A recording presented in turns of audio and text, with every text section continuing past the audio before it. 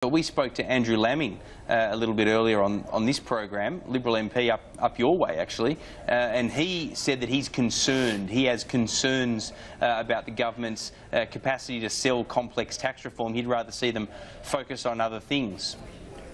As I already told you before, via Twitter, in the car, you're taking far too much notice of him. Well, fair enough. Look, and I was at the National Reform Summit last week, and it was very clear there's an enormous gulf in terms of tax reform. Ted Mulder, do you take the view that we'd all be better off if both sides of politics were able to acknowledge, I suppose, that there are a plethora of economists that argue that super and GST reform need to be sort of almost lumped in together, whereas at the moment we've got this Team Red, Team Blue standoff? I think there should be far greater cooperation between the parties to try and get to where we all know we need to get to. But at the moment, it's all about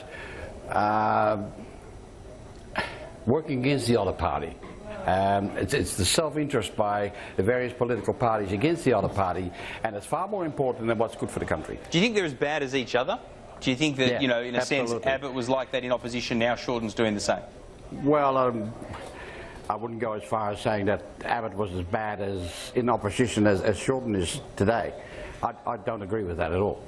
There are things that I don't agree with Abbott, and I don't make any bones about it either, but he was nowhere near as obstructive in opposition as Shorten is today. Part of the challenge, I think, that the current government has is that the Senate is so fractured. You know, one of the things the previous government had going for them is that they could rely on the Greens to deliver a Senate majority.